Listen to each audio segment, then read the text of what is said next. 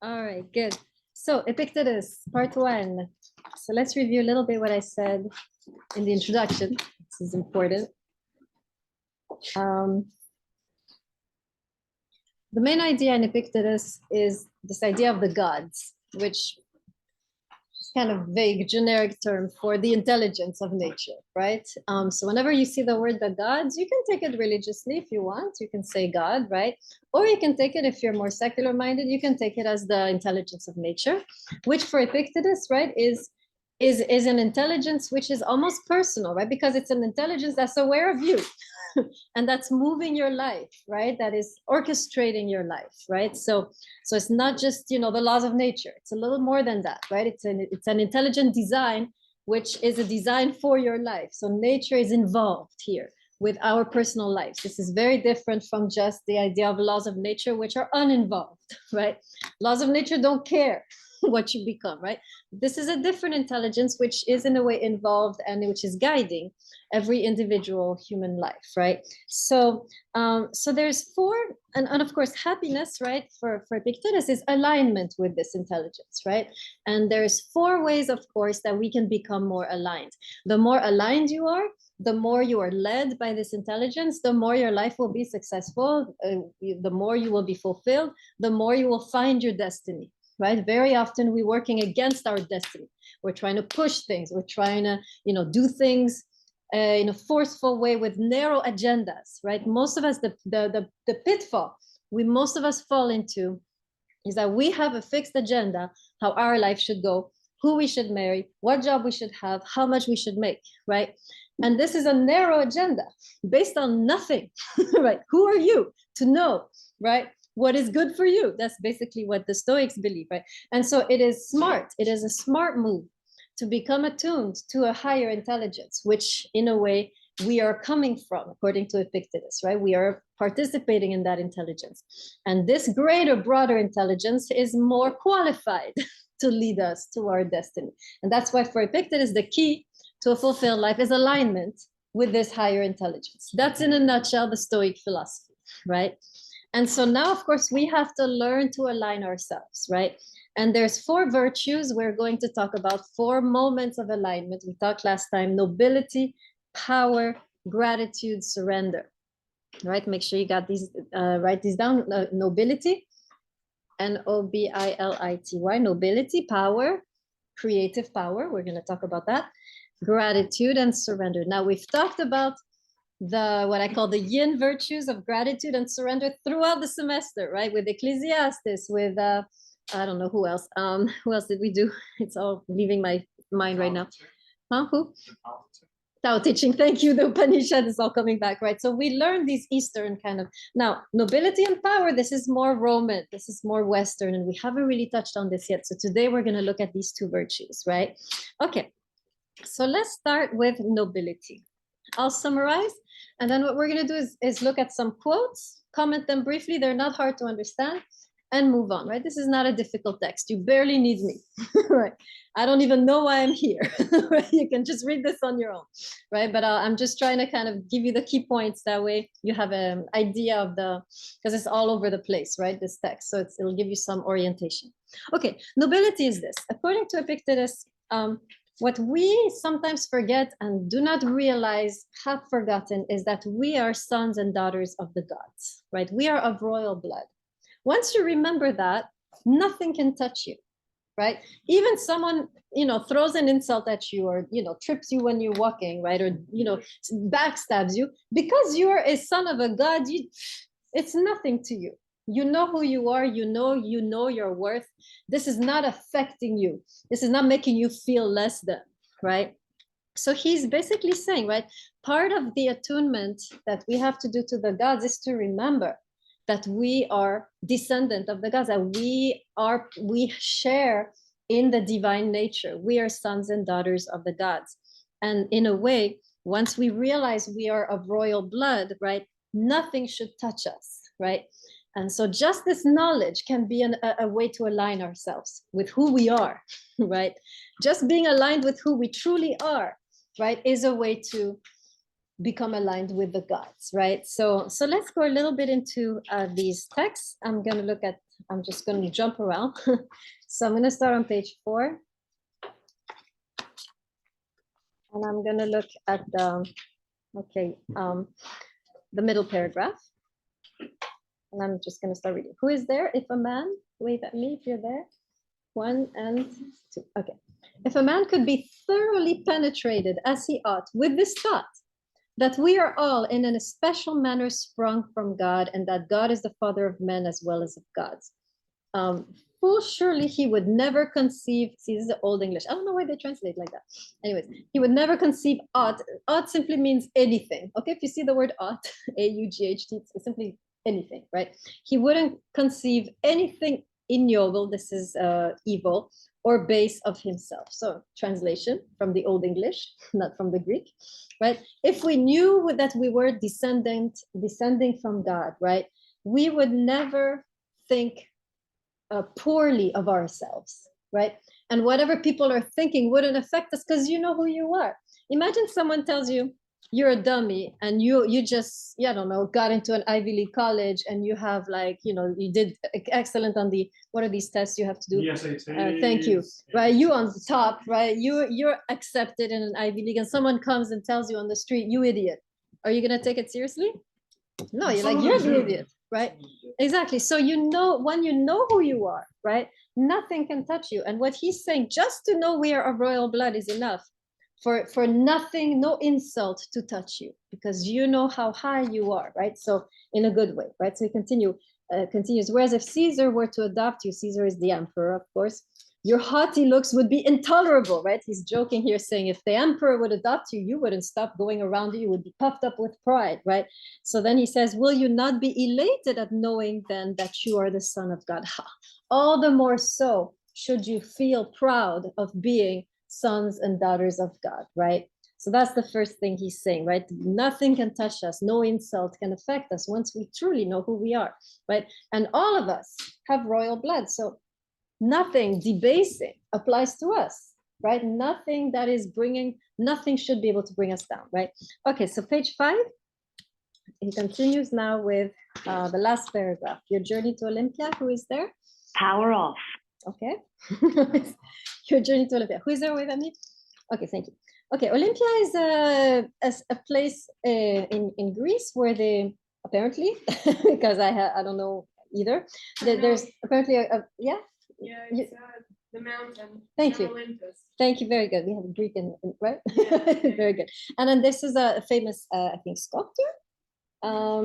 Possibly. And so people would go there to see these works of art, right? So he says this, your journey to Olympia to see the work of Phidias, right? And each of you holds it a misfortune not to have beheld these things before you die. So this is like some of us were like, I want to go to Paris before I die, or I want to watch the World Cup. How are we doing with the World Cup? Badly, aren't we? We got kicked out. Yeah, y'all don't even know, you ungrateful generation, that the US, who played so well, got kicked out finally. It's very sad. Anyways, back to right. So we all have this bucket list, right? I need to do this, I need to do that, I need to achieve this, I need to achieve that, and then I'll make it. He's saying, no, just look at yourself, how amazing you are yourself, right? He says, whereas when there's no need even to take a journey, but you are on the spot with the works before you, have you no care to contemplate and study these, right? We are so marvelously made. We are so powerful beings, such mysterious beings, intricate beings. Why do we need to study art when we could be studying our own human nature and realizing how magnificent we are, right? That's the idea. Okay, remember, right? Remember who is speaking here. He used to be a slave, right? So I can certainly imagine that as a slave, he had that attitude, right? And this is what eventually brought his freedom, interestingly, I believe, right? It is that mentality that, yes, I'm a slave, but I'm still of royal blood, right? And I will act and walk on this earth like as though I have royal blood. And this is what set him free, right? I really believe it's that attitude that he was a slave in the body, but a free man in the mind. This is the attitude that set him free, right? Okay, page 6. Let's try not to constantly walk in and out. Thank you. I'm not saying this just to you, I'm saying to all the followers who are going to imitate and do this.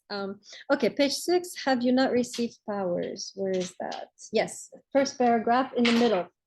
Middle first paragraph. Are you with me? Have you not received powers? Who's with me? 1 and 2. Okay. So here he's talking. Yes. Have you not received powers wherewith to endure all that comes to pass? Now, this is a little different idea. This is the idea that not only are we of royal blood, but we have been given the power to endure whatever comes our way, right? We have been given the courage and the fortitude to go through these things, but often we don't use these powers and we remain slaves, right? The slave is the person who cannot endure. The royal blood is the person who can endure without complaining a situation, right? You are a slave when you're sitting here, what's the word? Groveling in your misery. That's the slave, always complaining. Oh, it hurts. Oh, I'm having a bad day. That's the slave, right? Always wretched. The royal person, though, whatever they're going through, they're not complaining, right? They're carrying it with dignity. That's the difference between a slave and a royal person. They're both going through shit, right? Sorry, no. Came out like that, right? They're both going through a tough time. The slave is going to vacillate, is going to be complaining, feeling wretched about it. The royal blood person is going to carry it with dignity and poise, right? It is we all suffer. The key is to suffer gracefully, right? I saw a student the other day. I hadn't seen her in a while. She was sitting looking all cute. And I told her, hey, you're looking really good today. How are you doing? And she said, oh, I'm doing really bad. Actually, I'm super depressed. And I told her, well, as long as you're looking good through it all, you're good, right? As long as you look cute through the terrible thing you're going through, right? Still waking up and, putting on, a face, right? This is the attitude, right? Even you're going through a horrible situation, you walk in the situation with poise and grace and elegance. That's the idea. Can you suffer elegantly? That's the key. Yes. Nietzsche also talks about that. Absolutely. Suffering with purpose. Yes, very nice. I mean, Nietzsche was next on the list. Nietzsche is pure Stoic, right? That's why I didn't do it myself. We do this. We've covered Nietzsche, but you should read Nietzsche because he's really he's a true Stoic at heart, right? Absolutely. Nietzsche talked about suffering with dignity, with passion, right? And not being all weak and attracting pity. As soon as you attract pity, you're on the slave level, right? You want to attract admiration in the way you suffer.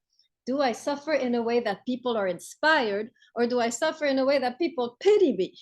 Right? Okay, so that's the idea. So that's what he says here. We have been given the power. Have you not received the powers wherewith to endure all that comes to us? Have you not received greatness of heart? This is very beautiful idea, the greatness of heart. I'll come back to that. Receive courage, receive fortitude. What care I if I am great of heart for anything that comes to pass? What shall cast me down or disturb me? What shall seem painful? Right? So let's talk a little bit about greatness at heart. What does it mean to be great at heart? Let me hear you a little bit on this. It's a beautiful image, right? To be great at heart. Let's ponder that a little bit. What does it mean? Anybody have any ideas?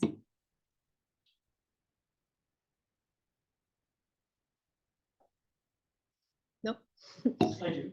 Go ahead. I keep it myself. Okay. Yes.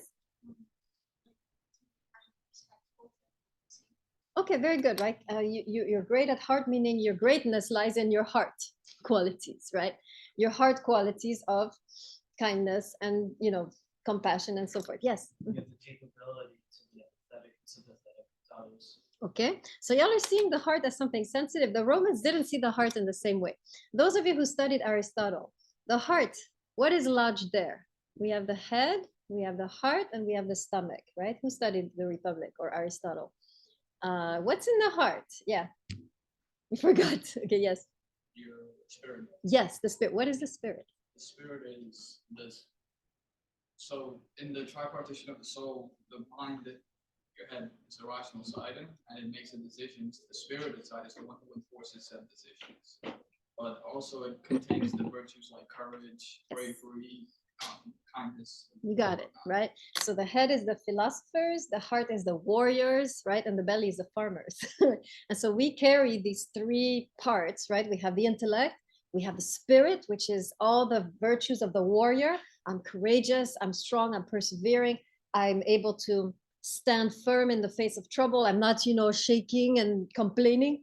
And then the belly virtues, right, which is the appetite, the desires, and so forth, right? So when he says greatness of heart, he's saying greatness of spirit. We have received, all of us, a very strong spirit, but we do not, what's the word? You know how you got to train your body like to be strong? I mean, if you don't do that, you're going to be weak. Even if you have a great body, if you don't train your body, you're going to be limp, right? It's the same with the spirit. We have to train the spirit, right? If you don't train your spirit and discipline yourself to be quiet under, difficult times, to bear things with dignity and poise, that when you do that, you strengthen your spirit, right? If you don't strengthen the spirit like a muscle, it will become weak, and your spirit will be weak, and you will constantly be, bending down and, constantly burdened and complaining and, depressed about your situation. Does that make sense? So what he's saying is we have to be warriors. We have to develop the warrior spirit that we all have, which is the ability to fight and to stand strong in the face of trouble, and to not, right? Imagine the soldier, the enemy comes and he's like, oh man, y'all are moving too fast, I'm tired. No, the warrior is going to wait and receive and be very poised and strong and stand up straight, right? This is how we ought to walk, right, in the face of trouble. Okay, nice. All right, page, make sure I'm not running out of time. Let's go to page 6 still. The last paragraph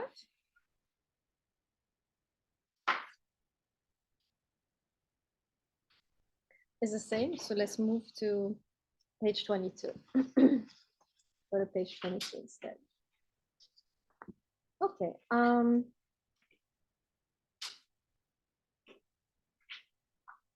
Yes. Okay, see the middle paragraph? Count 1, 2, 3, 4, 5 from the top. Thou art thyself. Who is there? 5 from the top of the middle paragraph. Okay. Thou art thyself, a fragment torn from God. This is a beautiful way of seeing it, right? We are a fragment of God, right?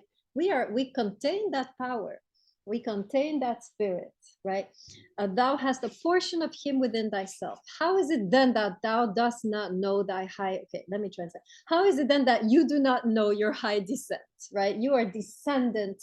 You're descending from God, right? Again, the same idea, right? That you do not know where you come from, right? Reminding ourselves where we come from, we can endure anything, right? Okay. So that's, let's see if there's a couple more quotes. Yes, I love this one on page 23. Last line in the first paragraph, such will I show myself. Do you see it? Okay. Such will I show myself to you all. What? Exempt from sickness, also from age, from death? Nay, but accepting sickness, accepting death as becomes a God, right? This is very powerful, right? This is not about just, doing nothing in the face of sickness and death, right? This is once you have fought your fight as a warrior, you die as a warrior, right? This is the idea. The warrior first fights. You fight all you can against the sickness. You fight all you can against the death. But when it's time to die, you take it like a man, so to say, or you take it like a warrior, right? And that's what he's saying, to accept sickness and to accept death as becomes a God, right? You're not whimpering, you're not begging for your life, you're not hanging on, you're able to let it go as a God would, right? You are in a way able to rise above that situation. It's beautifully put. Okay, this last one is great when you're dealing with difficult people. I added this one. Yes, like you. Page 38, the third paragraph. Is that it? Wait. Page 30, yeah. Where is it? Ah. No. Ah, yeah, here it is. Yeah, sorry, last line on page 38, last line. So somebody does you wrong, right? Somebody says something about you, backstabs you, and here you are thinking, my brother should not have treated me like this. How many of us have thought this, right? They shouldn't have said that, they shouldn't have done that, right? And then he says this, true, but he must see to that. In other words, it's their problem what they did to you. This is very interesting, right? However he may treat me, I must deal rightly by him. This is what lies with me, and none can hinder. In other words, someone treats you bad, that's their problem. Your task is to be royal blood. Royal blood means you deal rightly with a person. In other words, you treat them with respect because you are a God, right? Or you are a son or daughter of God. And when you are of high noble blood, You don't have to be cruel. You don't have to be petty, right? You're able to treat everyone with equal respect because you know where you come from, right? So even though they did something to you, you're not going to do the same. You're not going to stoop down on their level. That's the idea. Yes. I think it's the same with Al Ghazali when he said us that when someone is going for something like really bad and they like express their anger to you, you don't have to turn back. Exactly. Yes, it's the same thing that we talked about, the purification of the heart, right? You don't throw it back, right? The essence of forgiveness, right? Here it's very similar, right? But this is more about who I am, right? This is not so much about purifying the heart. It's about remembering who I am and protecting who I am, right? I am over here and I'm not going to drop down to your level and act like you. That's what you, if you want to do this, go ahead. But me, I'm not going to drop down, right? So we sometimes think, oh, I have to respond. I have to, I have to, impose myself so I can be respected. No, it's enough to be you. You know who you are. You don't need to bring yourself down to that level. Stay on your level while others are on theirs, right? That's the idea. Okay, good. All right. Any questions on this first one, nobility, right? To be noble, to be of noble blood, to be of royal blood is the first way you align yourself with the gods, right? And this in itself, by the way, is enough. I could stop right there. If you just walk around like a son of God, you will act in the right way every single time, right? You will know what to do every single time if you really remember that. But if you're like acting like a slave who's always offended because they're insecure, right? Then yes, it's going to be problematic. But as a son or daughter of God, you're not insecure. So you don't need to. Yes. People also don't want to hang out with people like that. Yes. You're always hostile or just like problematic or Right. negative. Exactly. Always focusing, oh, they did this, they did that. This is nothing to you. You have other things to talk about. By the way, this is the reason why I have no drama in your life and my life. I will, well, no drama with, let's say, colleagues. At the workplace, I have never had drama. I have drama at home, but I've never had drama at the workplace like some people do. Why? Because I have so many things to do that are important. I don't have time for this drama, right? So I'm not going to fight with you because I'm busy over here preparing my classes and writing my books, right? So when you're preoccupied with your lofty things, you don't have time for drama. You will evacuate it from your life immediately because I don't have time for this, right? So I have avoided many problems like this because I don't have time to engage with this. I'm just going to turn the page. I'm sorry I said that, moving on, right? And go with the important task. This is what it means to be of royal blood. You have important tasks. You have no time for drama. Yes. Listen, I keep on wondering myself. I think he Because you refer to just like one god and stuff like that. no, he's referring to the gods, right? Or God sometimes, yes. I mean, the Greeks, he's Roman, by the way, but the Greek culture was everywhere. So, Romans took it. huh? A lot of like Greek culture, Romans took it and made it. Yeah, exactly. So the Especially Greeks, the gods. they had an aspect of monotheism, and then they had the kind of the pantheon, but they did believe there was one single God at the origin of everything. So he's a bit subversive in being more monotheistic than most Greeks, right? Yeah, good question. That's a good question. Okay, so now we move on to the virtue of power, which is my favorite. I've become a pro at this in my life, so you should become pros too. You will really, really love this. This is about creative power, right? So let me summarize and then we'll go into some quotes. Basically, what Epictetus realizes is we cannot choose what happens to us. You don't choose family you're born in. You don't choose the money you make. You don't choose how intelligent you are. You don't choose how good looking you are. So there are certain limitations. You're dealt a hand, right? And some of it is a very poor hand, right? So, but the key here is so there's two paths, right? Once we're dealt some difficult starting points, right? First path is to be, well, I don't have many chances. I've been given a very poor hand. I'm never gonna make it. And you just sink into oblivion. Or you can take that and make something out of it, right? This is the creative power. You can take any material, right? And remember, I told you this, what distinguishes an artist, a real artist, can take anything and make art into it. Real artists can take this and this and transform it into a work of art, right? A false artist is, can't do anything. So the key here is to learn to take what is given to us, no matter how small and insignificant, and to do something with it and in a way, and to make something out of it, right? We are called to be creative. We are called to be demiurges. How do we say that? Demiurge, demiurge, demiurges, demiurges. How you say the plural? Demiurge guy, right? A demiurge is a creator, right?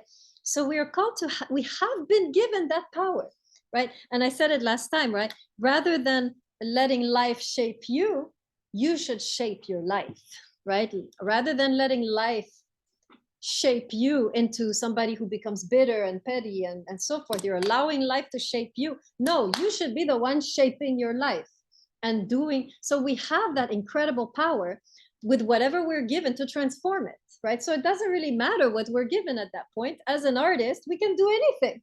We can make anything out of anything, right? That's the idea here. Okay, so let's look at some quotes. Page 3.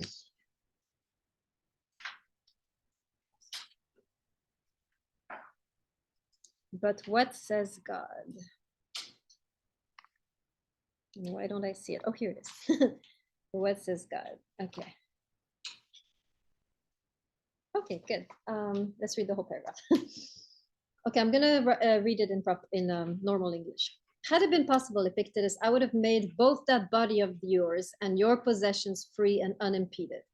Right. So he said, if it had been possible, I would have made you exactly like me, completely free. Right. And he says, but as it is, don't be deceived. It is not your own. It is but finely tempered clay. Right. Since then, this I could not do. I have given you a portion of myself. Now, what is this portion? We've talked about this, but what is it exactly? And we'll see. It's the power of desiring and declining, of pursuing and avoiding. In the word, the power of dealing with the things of sense, right? In other words, we have the power when something comes our way, I receive it, I decline it, I pursue it, I avoid it. In other words, we have the power, whatever comes our way, to determine what it's going to be. Is this going to be a handicap or is this going to be an asset? That's the key. This situation just arrived. This sickness, this, I lost my job. I'm going through a breakup. This has just happened to me. Now, am I going to make this a handicap? Am I going to let this break me?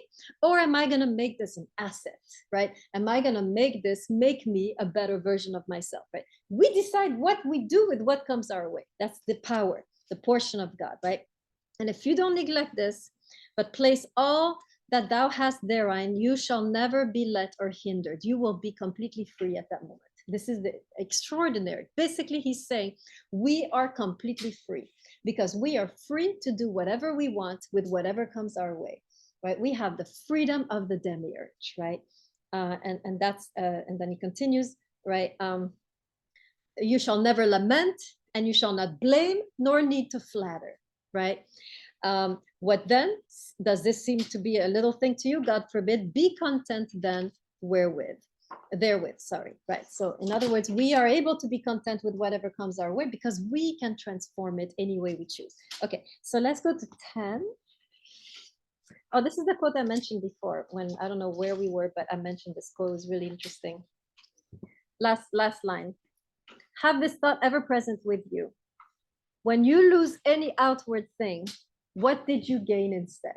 Write this down. This is so good. When you lose any outward thing, what did you gain instead?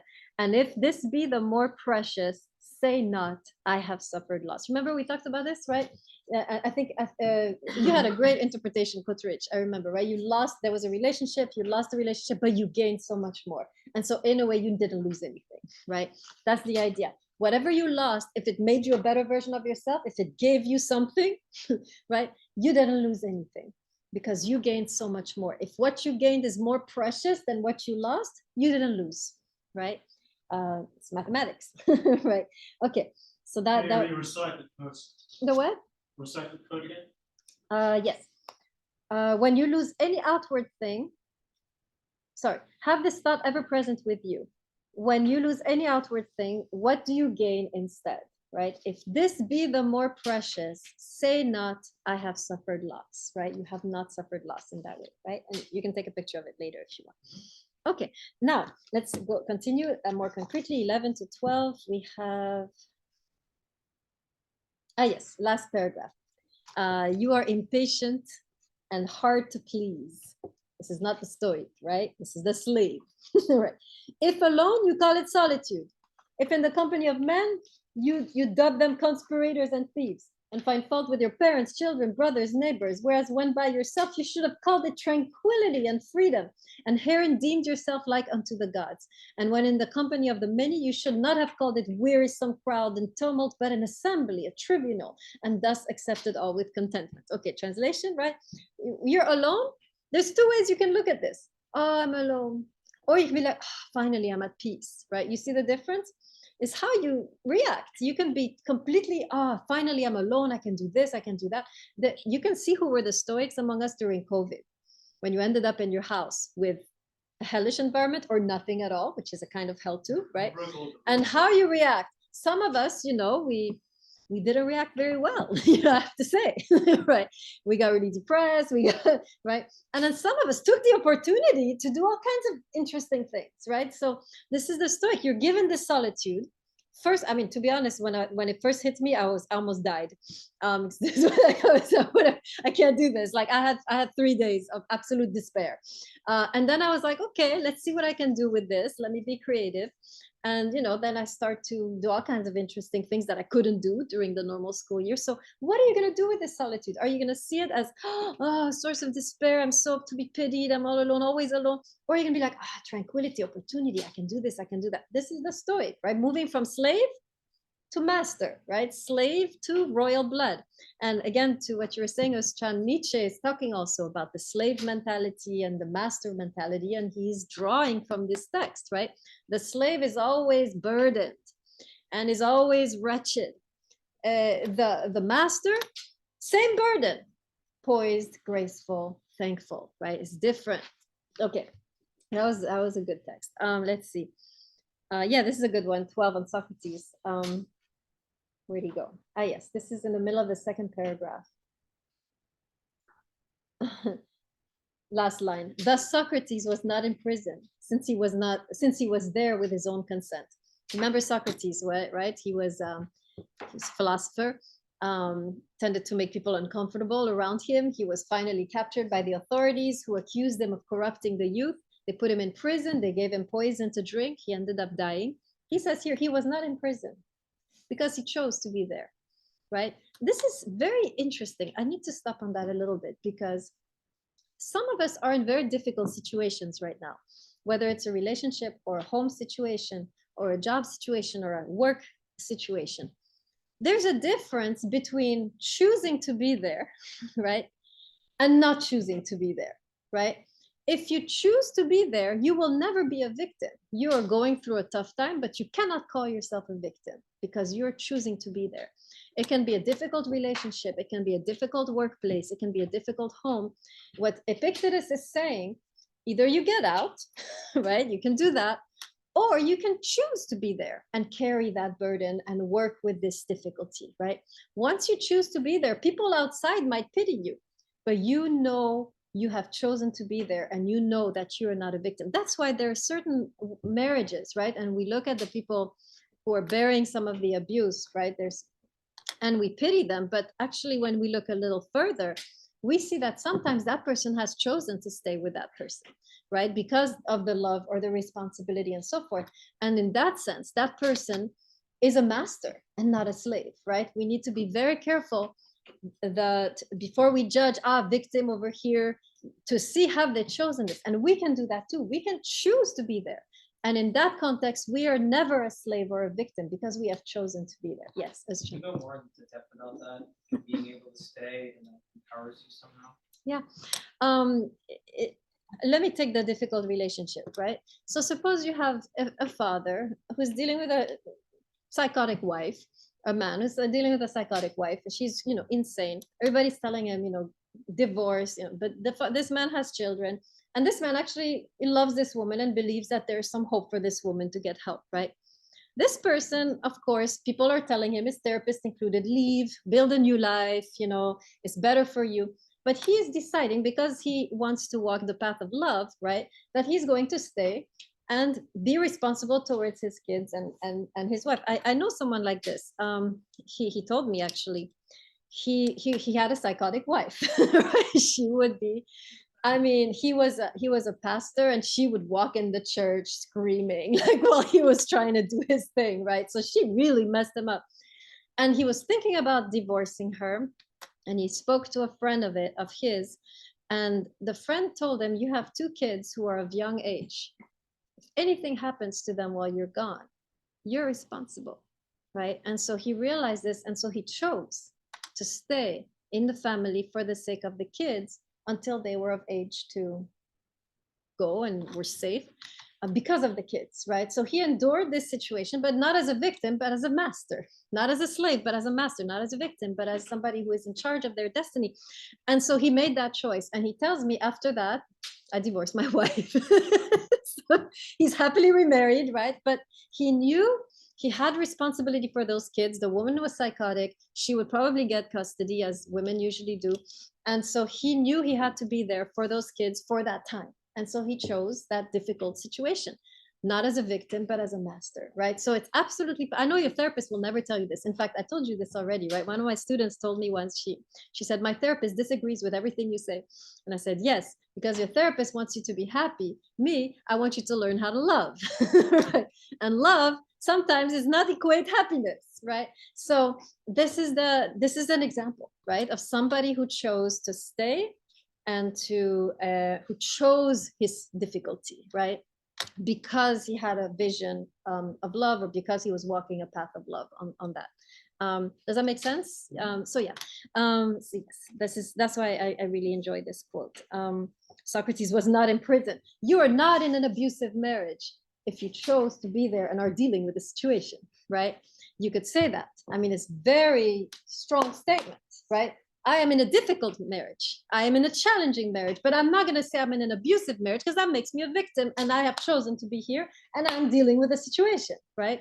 That's how far I'm going to go with this. Yes. The most interesting thing about Socrates is that he was given a choice to leave, and he essentially said no, he's not going to leave because it's going against his views. Exactly. So he would rather die on his hill for his views exactly than to leave Athens. Exactly. Right. Sometimes leaving goes against our views, like who we believe we are and what we believe we want to be. So we choose to stay. But then you cannot say, oh, this is abusive. Because this is different. It's difficult. Well, you can say that. It's difficult, it's challenging. But if you say, oh, it's a abusive relationship, then you are choosing the victim path, right? And it doesn't have to be that way. So that was a good quote too, that I thought was good. I'm checking the time. Oh yes, this is a great one. I love this one. Page 42. Okay. We can maybe even, and yeah, it's almost, yeah. Okay, let's see. Yes, this is really good. This is again about being creative and making something out of your circumstances. So middle paragraph, can any profit be derived? Are you there? Yes, okay. Can any profit be derived from these men? So he's talking about people who come in your life and just bother you, right? Make your life hell, right? Can any profit be derived from these people, these hellish people in your lives? Everybody, think of the hellish people in your lives right now. Think of a nuisance. Everybody got one? Yes, you're good? I have the nuisance as well. Many, very good. So you think, can any profit be derived from these people, right? So he says, yes, from all. What? Even from a reviler? Why tell me what profit a wrestler, sorry, I'm reading this wrong. Why? Tell me what profit a wrestler gains from him who exercises him beforehand. So imagine you're a wrestler, you need a strong opponent to become strong. Likewise, maybe you need that person in your life for you to grow in certain aspects of your life, right? Like the wrestler, the very greatest. He trains me in the practice of endurance, of controlling my temper, of gentle ways, right? Some people will train you in the practice of endurance, of controlling your temper, of gentle ways, right? These crazy people in your life are there for a reason. The intelligence of nature has put them there to refine you, to polish you, right? That's what he's saying. What? The man who lays hold of my neck and disciplines loins and shoulders does me good? Well, he that trains me to keep my temper does me none. This is what it means, not knowing how to gain advantage from men, right? So in other words, we ought to gain advantage from all these people. He says this, is my neighbor bad? Bad to himself, but good for me. This is a great bumper sticker. Is my neighbor bad? Is bad to himself, but good for me. I'm gonna make something out of this bad. You're bad over here, but I'm going to take your bad and I'm going to transform it into an asset for myself, right? He brings my good temper, my gentleness into play. Is my father bad? Bad to himself, but good to me. This is the rod of Hermes. Touch what you will with it, they say, and it becomes gold. He's alluding here to a famous myth, right, in the Greek literature, where you have this rod of this god Hermes. Whatever it touches, it turns to gold. Likewise, whatever person comes into contact with you, that contact, you can turn it into gold, right? They remain petty, but you can make this into some opportunity for yourself to become a better version of yourself, right? Nay, but bring what you will, and I will transmute it into good. Bring sickness, bring death, bring poverty and reproach, bring trial for life. All these things through the rod of Hermes shall be turned to profit, right? That's what it means to be a smart Stoic, right? Last quote, and then we stop. Page 48. Second paragraph. If any be unhappy, let him remember that he is unhappy by reason of himself alone. If you're unhappy because you made yourself unhappy, right? There is no reason for you to be unhappy. Everything happens, right? What do you do with it? Why you turn it into unhappiness? Why didn't you turn it into something else? You turned it into unhappiness with your power, right? You also have the power to turn it into happiness, right? Whatever happens to you. Okay, any questions? Good? It's not hard, right? It's not easy reading. Okay, I'm going to stop the recording.